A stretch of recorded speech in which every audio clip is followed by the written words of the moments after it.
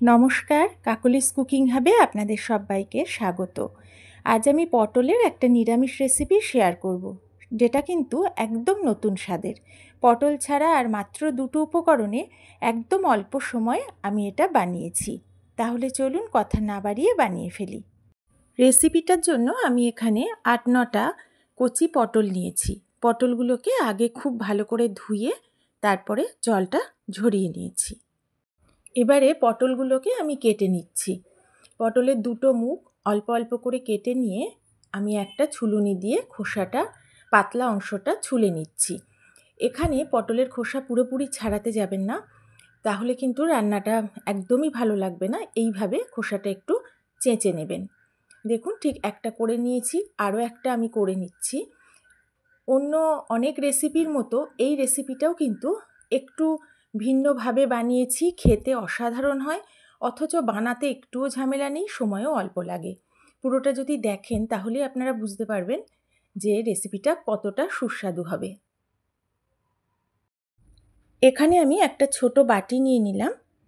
এর মধ্যে আমি নিলাম প্রায় 70 গ্রাম মতো চীনাবাদাম।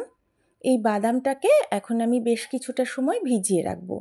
যতক্ষণ না বাদামটা বেশ ভালোভাবে নরম হয়ে গিয়ে ফুলে ওঠে, ততক্ষণ কিন্তু বাদামটা একটু ভিজিয়ে রাখতে হবে। গ্যাস ওভেনে আমি একটা কড়া বসিয়ে দিয়েছি। কড়াতে দিয়ে দিলাম একটু বেশি করে সর্ষের তেল। অন্যদিকে আমি যে পটলের খোসাটা ছাড়িয়েছিলাম সেটা প্রথমে ভালো করে ধুয়ে নিয়েছি আবারও, তারপর ঠিক এইভাবে লম্বা করে কেটে নিয়েছি। এটা আপনারা যে যেমন পছন্দ করবেন তেমন শেপেই কাটতে পারেন। তেলটা ভালো করে গরম করে নেওয়ার পর আমি কেটে রাখা পটলগুলো দিয়ে দিচ্ছি। আমি সবগুলো একবারেই দিচ্ছি, আপনারা চাইলে দুবারে ভেজে নিতে পারেন। এবারে পটলগুলো দেওয়ার পর 1 মিনিট মতো উল্টে পাল্টে নেড়ে চেড়ে একটু ভাজলাম। তারপর আমি এর মধ্যে দিয়ে দিচ্ছি 1/2 চা চামচ মতো লবণ। লবণটা দেওয়াতে পটলগুলো তাড়াতাড়ি নরম হয়ে যাবে, অনেকটা কমেও যাবে। এবারে যেহেতু লবণ দিয়েছি, একটু নেড়ে চেড়ে মিশিয়ে নিচ্ছি।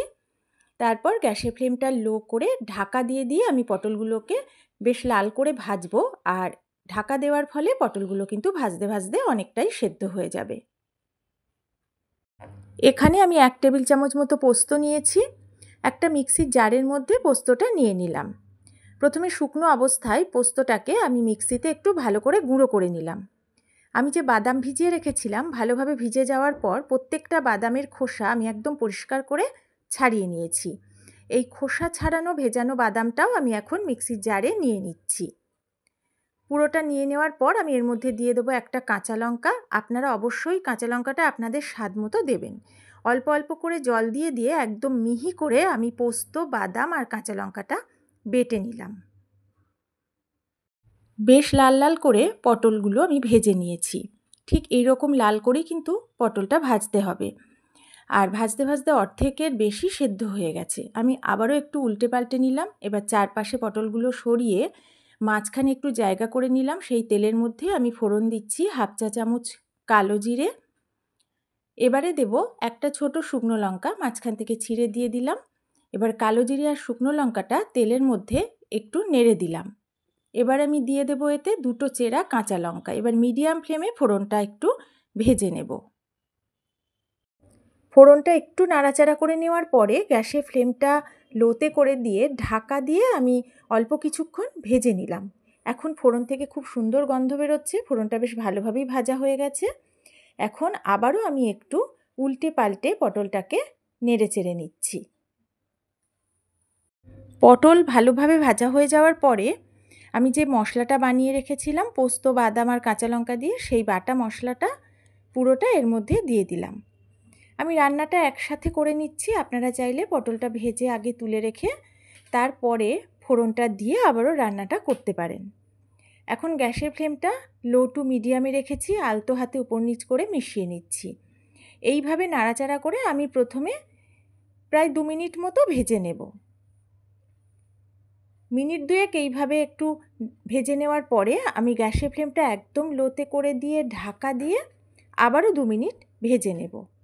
মিনিট 2 পরে আমি ঢাকাটা তুলে নিয়ে একসাথে এগুলো উল্টে দিচ্ছি। দেখুন বেশ লাল লাল হয়ে ভাজা হয়ে গেছে। এবারে উল্টে দেওয়ার পর অপর পিঠটাও আমি 1 মিনিট মতো লো ফ্লেমে ঢাকা দিয়ে আবারও ভেজে নেব। এইভাবে একটু ভেজে নেওয়ার ফলে পটলটা মশলার সাথে মজেও যাচ্ছে আর মশলাটাও বেশ ভাজা ভাজা হয়ে যাচ্ছে, তার ফলে মশলার কাঁচা ভাবটাও কিন্তু আর একটুও থাকবে না। এখন আমি এটাকে একটু ঢেকে দিচ্ছি। মিনিট খানেক পরে ঢাকাটা তুলে নিয়ে আমি মিক্সির জার ধোয়া জল কিছুটা অ্যাড করে দিলাম। পরে আরও কিছুটা জল আমি এতে অ্যাড করব। এখন আলতো হাতে জলের সাথে মশলা পটল মিশিয়ে নিচ্ছি। পটল কিছুটা তো সেদ্ধ হয়েই গেছে, আর যেটুকু সেদ্ধ হতে বাকি আছে সেটুকু সেদ্ধ হওয়ার মতো জল আপনারা বুঝে এর মধ্যে অ্যাড করবেন। পুরোটা ভালোভাবে মিশিয়ে নেওয়ার পর আমি এর মধ্যে দিয়ে দিলাম 1/4 চা চামচ হলুদ গুঁড়ো আর স্বাদ মতো লবণ।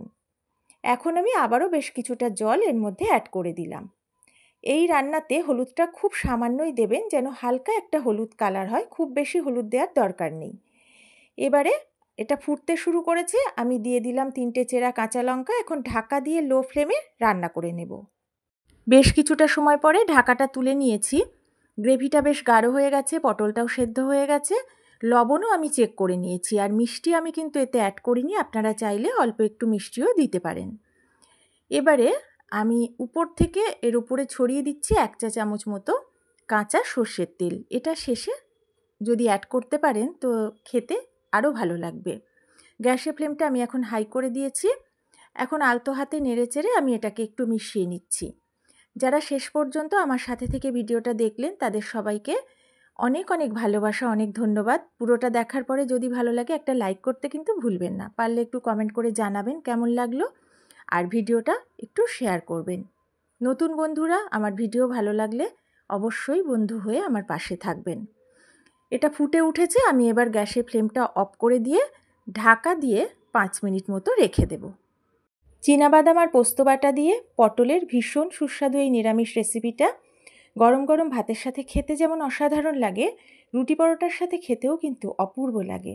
যে কোনো নিরামিষ দিনে অবশ্যই এটা একবার বানাবেন। এটা বানালে মনে হবে এটা দিয়েই পুরোটা ভাত খেয়ে নিই। তাহলে আজকের মতো আমি বিদায় নিচ্ছি।